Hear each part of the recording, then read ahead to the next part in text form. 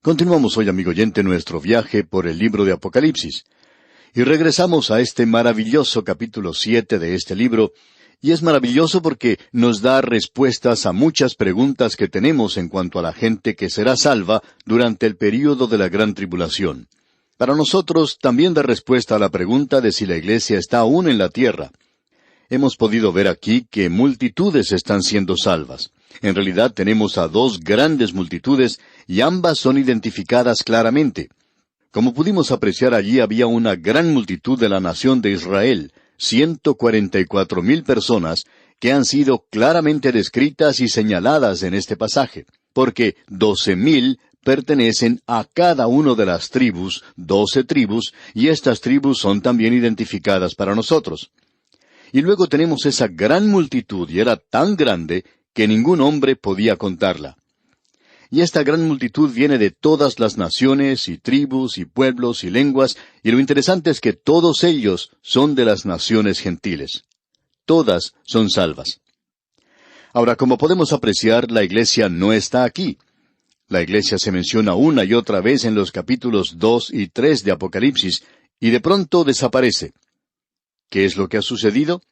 Bueno, salió de la tierra y fue al cielo porque ya no es la iglesia, sino que es representada por 4 ancianos en el cielo.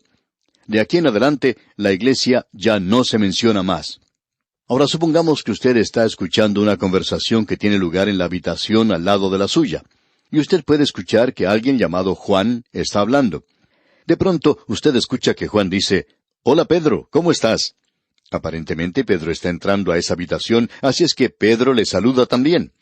Y luego usted escucha que Pedro está hablando a los demás en esa habitación, y a Juan ya no se le menciona más. Bueno, ¿no pensaría usted que quizá en el momento en que Pedro entró a la habitación, Juan salió? Pues bien, cuando uno lee los capítulos 2 y 3 de Apocalipsis, y luego la iglesia no se menciona más, uno puede asumir que ya no está allí, o si lo está, pues se ha olvidado completamente en cuanto a ella, y eso era muy importante. Ahora otra persona también ha mencionado que Pedro ha entrado a la habitación y Juan ha salido. La iglesia ha salido, amigo oyente, y ahora Dios ha regresado a la nación de Israel, y el Antiguo Testamento está lleno de profecías, como ya hemos podido apreciar, que Dios ha dado a esta gente de que iban a ser una nación para siempre. Ellos van a regresar a esa tierra. Y si usted llega al Nuevo Testamento y puede indicar que ellos ya han desaparecido y que Dios ya no tiene nada que ver con ellos, entonces usted tiene que contradecir todo el tenor y el tono del Antiguo Testamento. Bueno, aquí los tenemos. Ya dijimos con anterioridad que el libro de Apocalipsis era como una gran terminal del ferrocarril donde llegan trenes, o como un aeropuerto donde llegan aviones. Vienen procedentes de todas partes, y todos los temas principales de la profecía vienen a parar aquí a Apocalipsis. Así es que uno espera encontrar a Israel aquí en el libro de Apocalipsis. Y por cierto que aquí lo tenemos. Ahora, si Dios hubiera querido llamar a Israel la iglesia, hubiera dicho iglesia. Pero Él fue capaz de decir iglesia cuando llegó este momento, y ahora ya la iglesia no se menciona más, y Él está hablando en cuanto a Israel. Y los 144,000 son sellados para testificar de Él. Y luego hay una gran multitud de entre los gentiles que son salvos durante este período. Obviamente, habiendo recibido el testimonio de estos 144,000. Y lo que hace de esto algo muy interesante es que ellos pudieron pasar, o pudieron sobrevivir el período de la gran tribulación. Ahora los vemos que están delante del trono. Y creemos que aquí estamos entrando al fin de la gran tribulación, y la mayoría de estos testigos fueron martirizados durante este período, pero soportaron hasta el fin. ¿Por qué? El Señor Jesucristo dijo en su discurso allá en el Monte de los Olivos, hablando de este mismo período, Él dijo que aquellos que se mantuvieran fieles hasta el fin serían salvos. Bueno, ¿llegarán estos hasta el fin porque decidieron hacerlo y se mantuvieron firmes por sí mismos? ¿Porque realizaron un esfuerzo supremo y lograron sobreponerse a todo? No, amigo oyente, no lo hicieron así. Fueron sellados. Y aquí tenemos a una gran multitud de los gentiles. Y ellos también están pasando a través de este período. También pudimos ver esta gran alabanza que eleva esa gran multitud a Dios ante el trono y al Cordero sobre el trono. A ellos se unieron gran multitud de ángeles y alabaron a Dios no por su salvación, porque éstas son criaturas sin pecado, no son redimidas, sino a causa de su sabiduría, sus atributos de bondad y poder y todo esto, y de que Él es digno de alabanza y adoración. Ahora uno de los ancianos quiere poner a Juan al día de lo que está sucediendo. Y vamos a leer los versículos 13 y 14 de este capítulo 7 de Apocalipsis, que dicen: Entonces uno de los ancianos habló diciéndome: Estos que están vestidos de ropas blancas, ¿quiénes son y de dónde han venido? Yo le dije: Señor, tú lo sabes. Y él me dijo: Estos son los que han salido de la gran tribulación, y han lavado sus ropas, y las han emblanquecido en la sangre del Cordero. Este es un pasaje muy iluminativo de las Escrituras. Uno de los ancianos se acerca a Juan y le pregunta: Juan, ¿quiénes son estos vestidos de ropas blancas? Y Juan le respondió: Señor, tú lo sabes. Así es como está expresado en el original: Señor, tú lo sabes. Y aquí tenemos una expresión idiomática, y creemos que podemos presentar algo parecido en nuestro propio idioma. Si alguien nos hace una pregunta y no sabemos la respuesta, nos encogemos de hombros y decimos: ¿qué sé yo? O decimos: no lo sé. Bueno, eso es lo que quiere decir. Eso es exactamente lo que Juan está diciendo aquí. Señor, tú lo sabes. O sea, yo no lo sé. Dime lo que es porque yo no lo sé. Y luego el anciano le responde: Estos son los que han salido de la gran tribulación. Ahora, si esta gente que estaba reunida aquí hubiera estado en la iglesia, ¿no le parece a usted que Juan lo hubiera sabido? Juan escribía a los creyentes de aquel día. Él conocía bien a la iglesia. Él conocía bastante bien el cuerpo de la iglesia. Y él hablaba en cuanto a ese cemento unificador que les mantenía a todos juntos. El amor de Dios, que significa que ellos debían amarse los unos con los otros. Eso lo hemos demostrado ya. Y ahora Juan no sabe quiénes son estas gentes. Es decir, Juan en este momento es francamente un amilenarista. Él no sabe quiénes son aquellos que forman esta multitud. Así es que el anciano, quien está representando a la iglesia, uno de los representantes de la iglesia en el cielo, él sí lo sabe. Y esta gente no pertenece a la iglesia. Es una multitud completamente diferente. Son aquellos que han salido de la gran tribulación. ¿Y no nos dice esto, amigo oyente, que la iglesia no va a pasar a través de la gran tribulación? Esta es una multitud especial de toda tribu y nación, pueblo y lengua que ha salido de la gran tribulación. Vivimos en un día cuando Dios hace una división en la familia humana. Por un lado tenemos a los salvados y por el otro lado a los perdidos. Esta es la gran separación de la familia humana. Pero si usted quiere encontrar la proporción de la división o de la división de grupo, usted recordará que la palabra de Dios tiene algo que decir en cuanto a esto. El apóstol Pablo en su primera epístola a los Corintios, capítulo 10, versículo 32 dice: No seáis de tropiezo ni a judíos, ni a gentiles, ni a la iglesia de Dios. Pablo está diciéndole a los corintios que hay tres grupos allí. Allí tenemos a los judíos, a los gentiles y a la iglesia de Dios. Estos son los tres grupos. Y no hay que ser tropiezo para ninguno de ellos.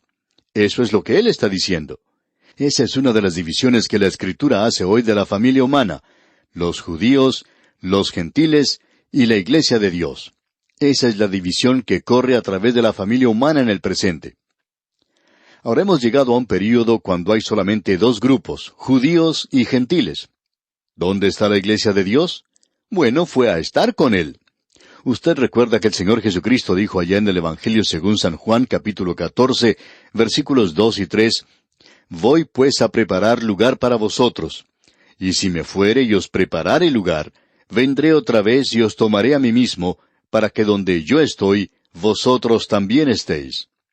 Y en este pasaje que estamos leyendo en Apocalipsis, ellos ya están con Él. Veamos lo que Él dice en cuanto a este grupo en la primera epístola a los Corintios, capítulo 12, versículo 13. Dice: Porque por un solo Espíritu fuimos todos bautizados en un cuerpo, sean judíos o griegos, sean esclavos o libres, y a todos se nos dio a beber de un mismo Espíritu. Así es que Dios está llamando para sí dos divisiones de gente, tanto judíos como gentiles, que son diferentes. La iglesia es una de ellas, y la iglesia será sacada del mundo. No nos gusta la impresión que dan algunas personas, y es un punto de vista pesimista, de que de alguna forma u otra Dios está fracasando. Amigo oyente, Dios está hoy haciendo exactamente lo que Él dijo que iba a hacer, que en esta época Él iba a separar un pueblo para sí, y Él está realizando una tarea mucho mejor de lo que usted y yo podemos pensar. Nosotros nos hemos dado cuenta por medio del Ministerio Radial, al extenderse el alcance de este programa a muchas naciones del mundo, hemos descubierto que hay multitudes que se están volviendo a Cristo hoy en todas partes. Y esto es lo mismo que otros están informando en el presente. Así es que Dios está llamando a un pueblo de este mundo para sí, la iglesia. Pero aquí en Apocalipsis, la iglesia ya no está. Y Juan habla de esto de una manera muy clara, que esto es algo diferente a la iglesia. Ellos habían salido de la gran tribulación. ¿Dónde habíamos escuchado nosotros en cuanto a la gran tribulación? Bueno, el Señor Jesucristo es quien usa esa expresión. En realidad, Él fue quien nos la dio. Hay algunos que piensan que quizá fue algún fundamentalista que pensó en esto primero. Pero no, amigo oyente, fue Él. Fue al Señor Jesucristo a quien se le ocurrió y Él lo designó así. Allá en el capítulo 24 del Evangelio según San Mateo, versículo 21, Él dice, «Porque habrá entonces gran tribulación, cual no la ha habido desde el principio del mundo hasta ahora, ni la habrá». Allí en el Evangelio según San Mateo, y también aquí en Apocalipsis, tenemos una manera de expresar esto, y casi es imposible hacerlo en nuestro propio idioma. Tenemos un artículo con el adjetivo grande, y un artículo con tribulación, y es la tribulación, la grande. Y eso se nos da para énfasis. Es decir, que aquí tenemos algo que es diferente. Esto es algo, por cierto, muy fuera de lo común. De modo que uno de los ancianos le pregunta a Juan, ¿quiénes son estos de la multitud? Él no puede identificarlos. Juan lo hubiera sabido si esta multitud fuera la iglesia, pero no lo es. También hubiera sabido si fueran santos del Antiguo Testamento o israelitas. Juan hubiera sabido eso. Pero este grupo él no lo puede reconocer. Son identificados como gentiles redimidos que han salido de la gran tribulación. Están vestidos con vestiduras blancas, lo cual habla de la justicia de Cristo. ¿Y cómo fue que obtuvieron esas vestiduras? Bueno, porque Cristo derramó su sangre. Esa es la única manera por la cual usted y yo, amigo oyente, podremos estar delante de Él, porque Él pagó el castigo de nuestros pecados. Él murió para que usted y yo vivamos, y eso también es una realidad para este grupo aquí. Dios tiene solo una manera de salvar a la humanidad, y ha sido siempre así, y es por fe en la muerte y resurrección de Jesucristo. Leamos un par de pasajes de la Escritura en relación a eso. En su primera epístola a los Corintios, capítulo 15, versículos 1 al 4, el apóstol Pablo nos dice lo que es el Evangelio. Dice, «Además os declaro, hermanos, el Evangelio que os he predicado, el cual también recibisteis, en el cual también perseveráis, por el cual asimismo, si retenéis la palabra que os he predicado, sois salvos, si no creísteis en vano. Porque primeramente os he enseñado lo que asimismo recibí, que Cristo murió por nuestros pecados conforme a las Escrituras, y que fue sepultado, y que resucitó al tercer día conforme a las Escrituras». Pablo está diciendo aquí que esto no es algo nuevo con él, sino algo que él ha recibido. Él no había pensado en esto. A él le fue dado esto. El Señor Jesús le enseñó a él cuando estuvo en el desierto de Arabia por 2 años. Así es que él les está diciendo a ellos lo que él había recibido. De que Cristo había muerto. ¿Por qué? Por nuestros pecados, conforme a las Escrituras, y que fue sepultado y que resucitó al tercer día, conforme a las Escrituras. Ese es el Evangelio. El Evangelio no es pedirle a usted que haga algo. Es Dios diciéndole a usted que Él ha hecho ya algo por usted. El Evangelio no es usted dándole algo a Dios, sino que el Evangelio es Dios dándole algo a usted. El regalo, el obsequio de Dios es vida eterna en Cristo Jesús. ¿Cómo lo recibió? Por fe. Esa es la única manera de recibir ese regalo. Ahora, supongamos que usted me trae un regalo a mí. Puede ser Navidad, y usted se acerca donde yo estoy y me dice, aquí tengo un regalo para usted. ¿Qué es lo que tengo que hacer yo para recibirlo?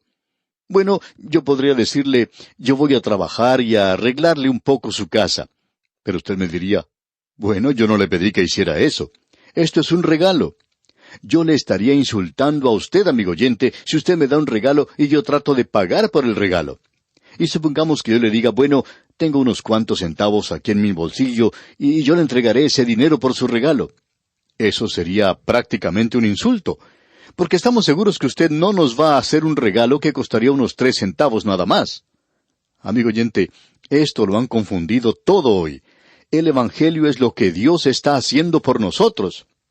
Luego él dice nuevamente en su epístola a los Efesios capítulo 1 versículo 7, en quien tenemos redención por su sangre, el perdón de pecados según las riquezas de su gracia. Y Dios, amigo oyente, tiene abundancia de su gracia. Y no interesa quién sea usted, amigo oyente, Él puede salvarle. Él puede salvar aún al peor de los pecadores. Ahora aquí tenemos esta gran multitud que no es parte de la iglesia. Es necesario entonces que ampliemos nuestra concepción de los redimidos a tal punto que vaya más allá de los límites de la iglesia. Y por cierto que va mucho más allá de los límites de su pequeño grupo y del mío, de su denominación y de la mía. Y en el versículo 15 de este capítulo 7 de Apocalipsis leemos, por esto están delante del trono de Dios, y le sirven día y noche en su templo, y el que está sentado sobre el trono extenderá su tabernáculo sobre ellos. Le sirven de día y de noche en su templo. Sabemos muy bien aquí que esta no es la iglesia. A la iglesia nunca se la identifica con el templo. Y se nos dice al final de este libro que la iglesia está en el cielo en la Nueva Jerusalén. La iglesia nunca tendrá un templo. Habrá un templo sobre la tierra, pero no habrá uno en el cielo donde esté la iglesia. Así es que esto no puede ser la iglesia. Leamos entonces los versículos 15 al 17 juntos. Por esto están delante del trono de Dios, y le sirven día y noche en su templo. Y el que está sentado sobre el trono extenderá su tabernáculo sobre ellos. Ya no tendrán hambre ni sed, y el sol no caerá más sobre ellos, ni calor alguno, porque el Cordero que está en medio del trono los pastoreará, y los guiará a fuentes de aguas de vida, y Dios enjugará toda lágrima de los ojos de ellos. Esta multitud está agotada. Ellos han pasado a través del período de la gran tribulación. Creemos que la mayoría de ellos habían entregado sus vidas por Cristo, aunque no se nos dice eso específicamente, pero ellos son presentados aquí como estando delante del trono de Dios en el cielo. Y las cosas que se mencionan ahora son las cosas que ellos soportaron. Ellos no van a pasar más hambre o sed. Aparentemente lo hicieron. Ellos habían estado soportando el calor del mediodía. Y también habían sentido una sed por las cosas espirituales. Y ellos no tenían eso, y ellos lloraron. Ahora Dios enjugará toda lágrima de los ojos de ellos. Y ellos pudieron pasar a través del período de la gran tribulación gracias a la sangre del Cordero, esta multitud maravillosa que se nos presenta aquí. Amigo oyente, usted puede darse cuenta que Él tiene otras ovejas. Usted recuerda que Él habló esto con sus discípulos y fue difícil para ellos comprenderlo. Él les dijo que tenía otras ovejas de las que ellos no sabían nada. No eran de ese redil. Él tiene otras ovejas, y Él puede decir eso a la iglesia hoy. Tengo otras ovejas de las cuales ustedes no saben nada. Y aquí tenemos estas otras ovejas, digamos de paso, que han sido redimidas, pero no en la iglesia. Esperamos haber hecho esto bastante claro para usted, amigo oyente. Nos detenemos pues aquí por hoy y continuaremos Dios mediante en nuestro próximo estudio. Es nuestra oración que las bendiciones de Dios sean sobre usted, ahora y siempre.